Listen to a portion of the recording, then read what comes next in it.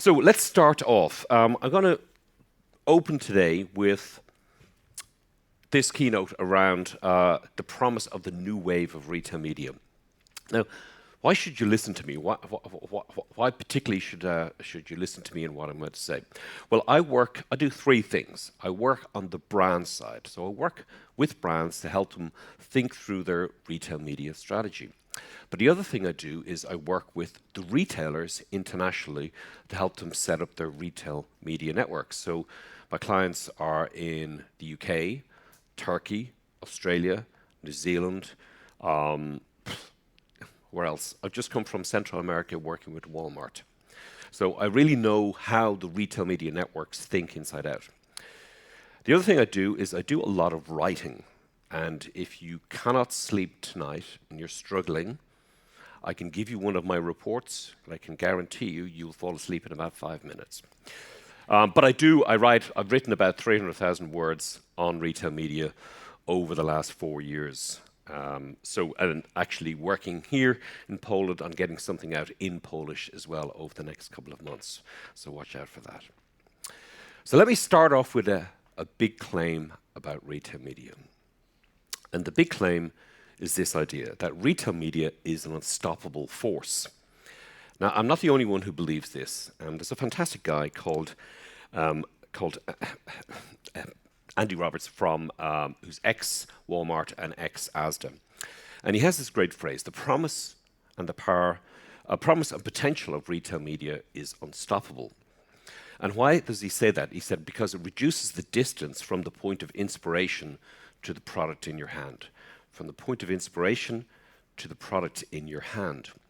Now, that's the thread that we're starting the day with, that I'd like you to think through the rest of the day. That retail media is about inspiring the customer, but also getting them to take their credit card, their zloty out of their pocket, and getting the product in their hand. So I always start by saying, where is retail media today? And the reason is there's a lot of noise. There's a lot of confusion in the market. And I always say, let's go back to basics the whole time. And actually, I heard Robert say this because even though I have no Polish, I even heard Robert say this. So retail media is a mix of on-site, off-site, and in-store that delivers an ability to do lots of targeting, incredible insights, as we'll hear this afternoon, and it's all based on first-party data. Don't worry if none of this makes any sense to you. It will make sense today. But this afternoon, we're doing a session for about an hour and a half, purely on first-party data to really deconstruct that for you. Now, I've visited about 20 countries in the last few years. This is the model that every retailer has. They may have more of that and less of that, or they may have more of that and less of that. In principle, the way to think about this is, in the US, there's more on-site and more off-site. In the rest of the world, there's more in-store. So if we take, say, Walmart in Mexico and Central America, this is their big pitch, in-store. But if you take Walmart in the US, that's their big pitch, which is on-site. So it depends on the market. It's not about maturity, it's just what works in that market. And Poland is quite unique because Poland has actually quite a high penetration rate of on-site online purchasing through Allegro. But a lot of other markets do not have that. So the way I always say to people is there an Amazon or Allegro type business in the market? And then you'll know which of these is gaining in importance. So how does this look? On-site is about sponsored search. Off-site is about advertising on the open web using social media powered by data. And in-store is about the digital screens, which we're going to talk about in a second. It's about in-store radio. It's about end of aisle. And in many cases, what many retailers have done is package their old trade marketing content and put it into their retail media business. There are many retailers around the world who've basically taken what they used to have in trade and just put it under one heading called retail media. So, on-site, off-site, in-store, targeting insights, first-party data. Cool? Now, what does it look like? You may be familiar with this, but it's basically a person searches online for multi-pack crisps, and an ad appears with sponsored. Pretty clear. This is a Carrefour version of the same thing. So this is on-site sponsored ads. Very clear. And then what does the display look like? Well, guess what? A big digital display, particularly on the front of a website, on the front of an app, or whatever. Just like display has always been for the last 20 years. Pretty clear. But as I just touched on, in-store is now, everything in-store is becoming retail media. And this is due to the digitization, as you can see, digitization of things happening in store. The digitization of everything in store is a mega trend, and digitization means that these can be turned into advertising units. More in a second. But actually the whole thing, the whole store, is now being turned into one big media campaign, one big potential for media. So I was very lucky last week. I was at the Dunnhumby Tesco global conference. And Tesco were very specific that what they are going to do is turn more and more of the stores themselves into a media unit like this. Now that's very interesting because they're putting together all of the things they used to have, wrapping them up with this new digital capabilities, and then doing big stunts like this. And this is going to happen more and more. My client in New Zealand, the Warehouse Group, talking to me about this. They're actually saying, hold on a minute, we've got these stores in these beautiful locations, and they have 3 banners. What if we do this? What if we turn ourselves into JC Deco? What if we actually use the huge warehouses that we have and use them as advertising spaces on their own? So people are being very, very creative. And related to this, the fastest growing area in retail media, but actually the fastest growing area in many e-commerce and digital commerce, is quick commerce. Now, if you're, as I say, visited about 20 countries like I've done in the last 2-3 years, I'm essentially very lucky to be alive. Now, the reason I'm very lucky to be alive is that every country I go to has those guys on the bikes trying to kill you as they go down the street. Yeah? Like, I mean, everywhere. Sydney, Santiago, Costa Rica, you name it. Those guys are out to try and kill me. They are everywhere. And this is the fastest growing part of retail media in many respects, because no matter what you say, everybody here, pointing fingers at the audience, is spending a lot more time on this screen than they would admit. Is that true? Because those who aren't nodding their head are kind of lying to me at the same time. Yeah, we are all spending far too much time on the screen. So in general, what's happening is everything is becoming omni-channel. This is an example from Sainsbury's in the UK. This is their Coca-Cola campaign they did last year. But you can see pretty clearly everything in store, end aisle, on the app, outside the store, digital end cap, on site, on the screen. So everything in retail media is becoming omni-channel rather than purely on-site, off-site, in-store. And in many respects, people think about, oh, it's just on-site, oh, it's just in-store. No, we are moving to omni-channel.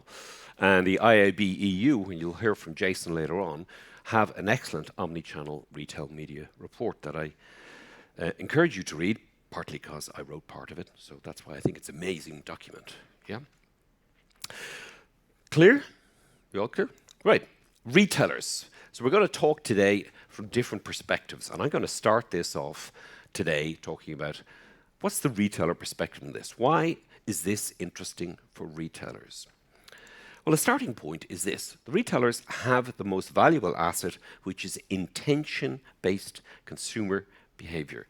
Because we're always showing our intention through using our phones, through using our browser. And according to Satya Nadella from Microsoft, this is what's going to reshape business models. Now, we know cookie data is not as useful as it used to be. We know privacy is a big issue here in Europe. And so the signals that used to work no longer work. But the first-party data that the retailers have is privacy first and very useful, not just to help people buy, but also to find out about insights. Now, the second thing why retail media is very important for retailers is retailers themselves are actually under pressure. Across the globe, retailers' margins are reasonably low, particularly grocery retailers. So I did an analysis around the world of all the retailers' margins, and you can see they're not really that high. In fact, the one who's got the highest is Amazon. And what do they have? They have a web-based business, a hosting business called AWS, and they have a retail media business called Amazon Ads on top of that that pulls up the margin. So all retailers, every single country, has problems with the fact that the cost of inputs is going high, the cost of staff is going high, the cost of logistics is going higher. They need new forms of revenue. And that new form of revenue takes the form, and I'm quoting the chief exec of Walmart here. He has this phrase, he says, how we are going to do this is monetize our B2B assets. We're going to monetize our B2B assets. What is a B2B asset?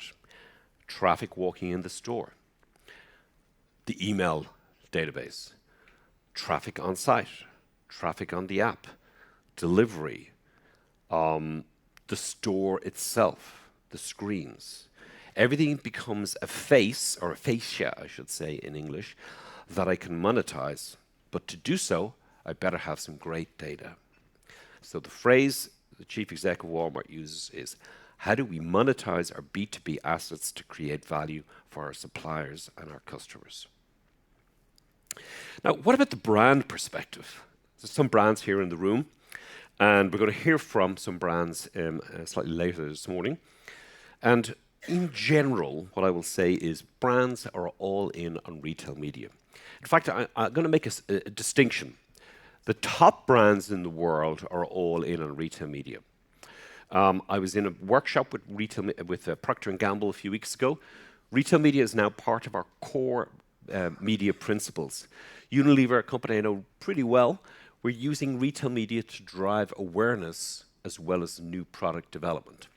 Client of mine, Ferrero, doubling their spend.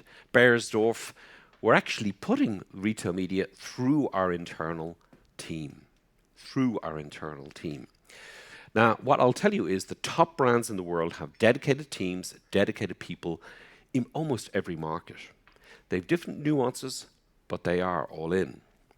And speaking of that, this is a great quote from an interview I did with Unilever a couple of years ago.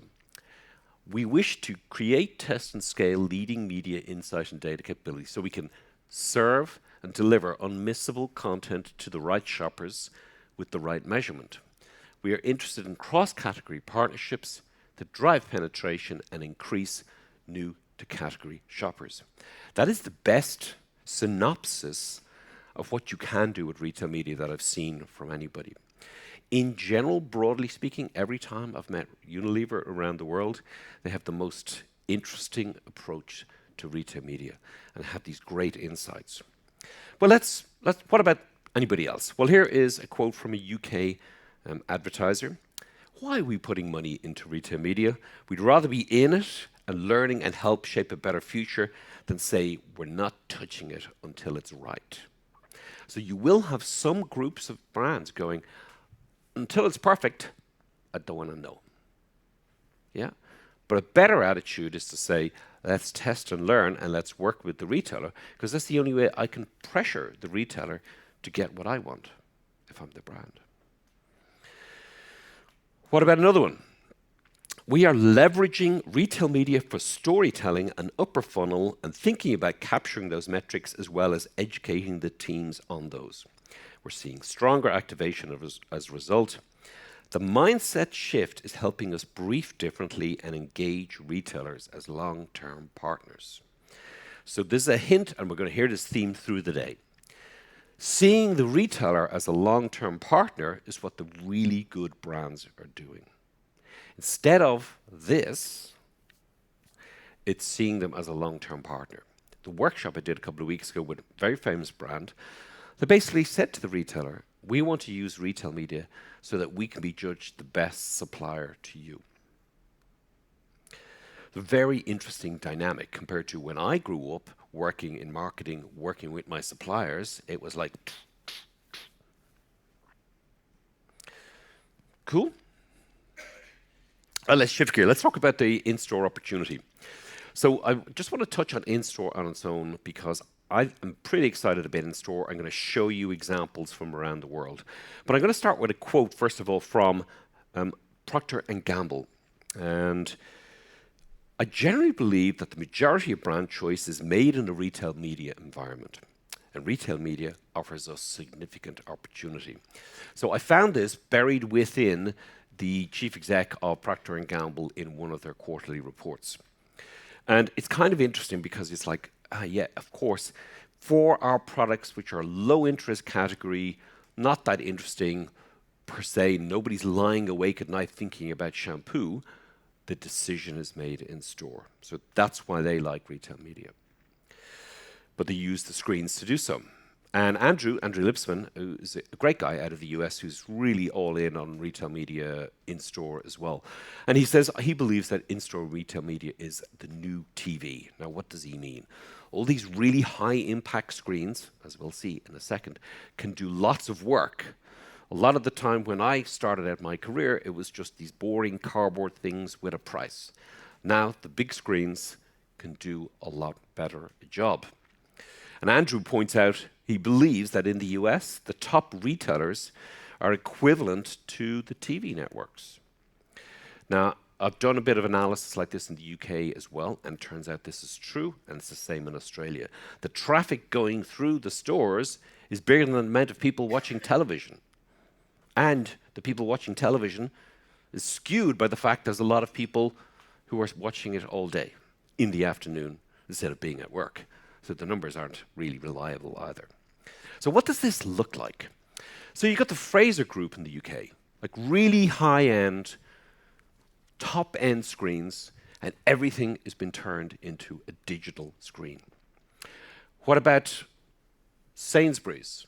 This is New Zealand. This is Chile. You can see the screen here, like high-end, right across the top of the screen. Very compelling. And this client of mine, Cencosud, has this beautiful layout in the middle of the alcohol section. This is a bit grainy because I took the photo. Yeah, so this is me standing in front of it. And it's the usual thing. I was looking at all this going, how am I going to make a decision? But this visual here was moving. It was shimmering at the same time. And so instead of you looking at the thing, you just looked at that and said, I'll take the blue one. Yeah. Your decision, you're shortcutting the decision-making cycle. And these screens are super high impact, and I've seen exactly the same in Portugal 2 weeks ago as well. So very, very powerful. So for the marketing people in the room, I want to encourage you to rethink and reframe your view of in-store. It reaches people with high visibility, high intention. It helps switch us and our decision-making in the bit that matters when I'm standing in front of the product. But there's lots more new inventory, as in these capabilities that I showed you are completely different to what existed even 3 years ago. Some of the things I do is I go talk to some of the technology vendors, and they tell me what their stuff can do. And I'm like, wow, I didn't know that. And they said, yeah, it's all new. And I realized I was trapped in 2018 about how things worked. So the technologies are incredible, and you can do both brand messaging, as you saw with that gin ad, and storytelling, but the best executions will be shared across social media. So if you think about it from a creative perspective, the better visuals you've got, the more chance of somebody going snap, taking a picture of it, and sharing it. So we're going to do, in the final 2 bits, we're going to do on the fly, very fast, retail media strategy creation for you brand marketers in the room. This is a thing I do over 3 hours, so we're getting it in 3 minutes. Pay attention. So, what can you do with retail media? You can win in store on the digital shelf, you can leverage insights, you can attribute the sale to the investment, you can deliver full funnel brand objectives, you can reach high intent, and you can enhance the retailer partnership. That's essentially the summary of what you can do with retail media. And how does this pan out? Well, if you are a marketer, you are probably very familiar with this idea of a shopper funnel or a customer funnel. So you want to build awareness. What should you use? You can use in-store, you can use off-site, you can use social media powered by the audiences. And some people in the US and the UK are using connected TV, and you can even use programmatic, all powered by those audiences. You can use sponsored display to build consideration. You can also use in-store to build consideration. You want to get the sale, you want to get the conversion. The person has searched for multi-pack crisps, as we saw earlier. You want the product put in front of them so they can buy. And you can use display to retarget it as well. So there is a tool or an ad unit within every aspect of retail media for you to deliver on all your goals. So you want an awareness goal, there's something for that. You want a conversion goal, there's something for that. So this is key to understand, because you will read a lot of things around retail media and it'll get confusing. And you'll be like, is it in store? Each one can deliver its own job. The job to be done by in-store can actually do a bit of everything. So creating your retail media strategy, what I want you to do is define your objectives, learn more about the category, then define the budget and activate, and then start measuring. Now, these are all themes through the day. Now, the crazy thing is this, is I go to workshops or I talk to people and they go straight to this point. I've got a campaign live. Oh, what did you get? Well, I did this. Okay, what was your objective? Don't know. We just did stuff. We went straight to here. Now, I might have done this in the past myself as a marketing director, not bothered with things like objectives and goals and just did stuff. Yeah. So the key for us within retail media, in order to get buy-in, to make it work, and to deliver for your brand, is define your objective, because then you can define the ad unit, which therefore means you can then go and say, right, I can use first-party data to learn about the shopper. Then I can define the budget, because one of the criticisms about retail media is, well, costs money, costs stuff. What was the objective in the first place? Now, not everything is perfect. What are the challenges? There's two sets here. There's the challenge from the retailer side and there's the challenge from the brand side. Now, for the retailers, it shouldn't come as a surprise that retailers are great, guess what, at retailing. They're incredible logistics businesses. And people who work in retail tend to work in it their whole life. They're just great at retailing. Buy at one price, sell at another, lots of logistics. Perfect. However, when we're talking about media is a different business. It involves, you have to have certain technology for an advertising platform. You got to have people who know how to sell media. You got to understand things like audiences. But you're also competing against other media channels. Quote from Procter & Gamble meeting with Walmart 2 weeks ago. Very clearly, right in front of them, they said, we like retail media, but it's got to deliver return on investment. So as a retailer, you're going, well, we're distributing your product, and yeah, but if you want to sell them ads, you're competing with social media advertising. You're competing with TV advertising. You're competing with radio advertising. You're competing with JC Deco. So it's a different game. Then on the marketing side, there is a different challenge. So marketing teams around the world are structured kind of like this. There's a brand marketing team, there's a shopper marketing team, there's a digital marketing team. And there's a sales team typically dealing directly with the retailer, maybe a commercial manager or an account manager or somebody working in trade marketing. Now, the thing is, this is great. They've got their own objectives, they've got their own roles, and they know what they're doing.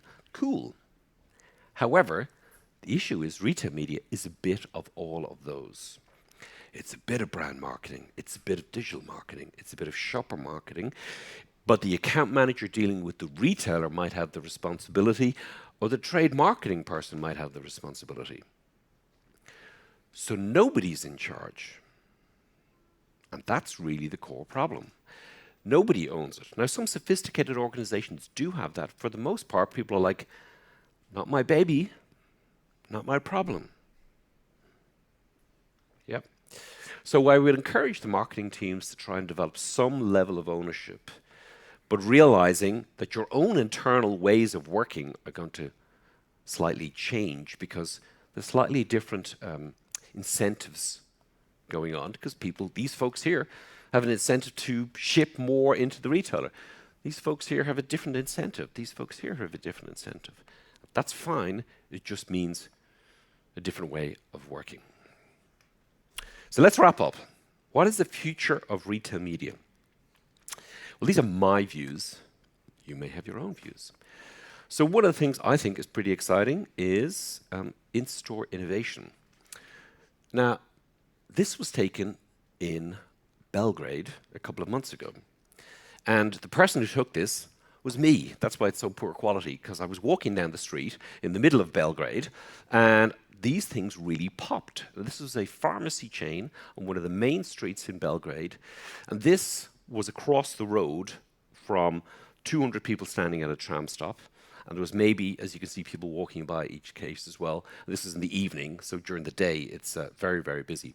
Now, the crazy thing was, these were like, they popped right in front of you. They were incredible.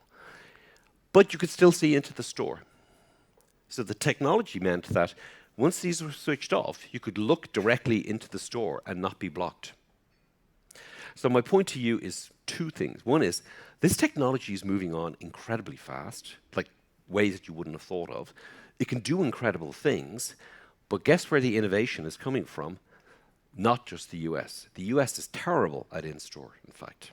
If anybody been to the United States in the last couple of years, the store experience is really awful. Really awful.